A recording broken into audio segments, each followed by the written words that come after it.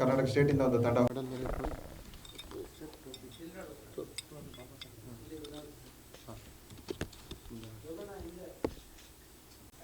Karate India ಆ ಒಂದು ಇದರಿಂದ ನಾವು ಭಾಗವಹಿಸಿದ್ವಿ, ಭಾರತವನ್ನು ಪ್ರತಿನಿಧಿಸಿದ್ವಿ. ಇದರಲ್ಲಿ ಮಾಸ್ಟರ್ಸ್ ವಿಭಾಗದಲ್ಲಿ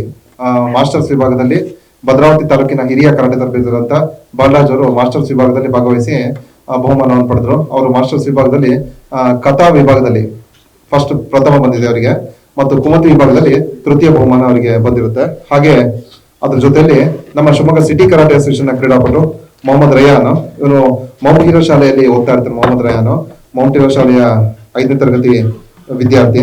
ಈತ ವಿನೋದ್ ನಗರದ ಕರಾಟೆ ತರಬೇತಿ ಕೇಂದ್ರದಲ್ಲಿ ತರಬೇತಿ ಪಡ್ತಿರ್ತಾನೆ. ಇವನು 10 ವರ್ಷ ವಯೋಮಿತಿ ವಿಭಾಗದಲ್ಲಿ ಮೊಹಮ್ಮದ್ ರಯಾನ್ ಕಥಾ ವಿಭಾಗದಲ್ಲಿ ಪ್ರಥಮ ಮತ್ತು ಕುಮತಿ ವಿಭಾಗದಲ್ಲಿ ತೃತೀಯ ಸ್ಥಾನವನ್ನು ಪಡೆದಿರ್ತಾನೆ. ಸೊ ಈ ಸಂಬಂಧಪಟ್ಟಂಗೆ ಇವತ್ತು ಪತ್ರಿಕಾಗೋಷ್ಠಿಯನ್ನು ನಾವು ಹಮ್ಮಿಕೊಂಡಿದ್ದೀವಿ. ಮತ್ತೆ ಮೊಹಮ್ಮದ್ ರಯಾನ್ ನಂತರ ಈಗ 6ನೇ ತರಗತಿ ನಂತರ ಶಾಲಾ ಮಟ್ಟದ ಕರಾಟೆ ಪಂದ್ಯಾವಳಿಗಳನ್ನು ಭಾಗವಹಿಸಲು ಸಿದ್ಧತೆಗಳನ್ನ ಮಾಡ್ಕೊಂಡಿದ್ದಾರೆ. ಹಾಗಾಗಿ ಈ ಕುರಿತು ನಾವು ಇಂದು ಪತ್ರಿಕಾಗೋಷ್ಠಿಯನ್ನು ಹಮ್ಮಿಕೊಂಡಿದ್ದೀವಿ. ನಮ್ಮ ಸರ್ಕಾರದಿಂದ ಸ್ಪೋರ್ಟ್ಸ್ಗೆ ಯಾವುದೇ ಒಂದು ಇದನ್ನ ಸಿಗ್ತಾ ಇಲ್ಲ. ನಾವು ಮಾಸ್ಟರ್ಗಳಾಗಿ ಸುಮಾರು ಸೇವೆ ಸಲ್ಲಿಸ್ತಾ ಬರ್ತಾ ಇದ್ದೀವಿ.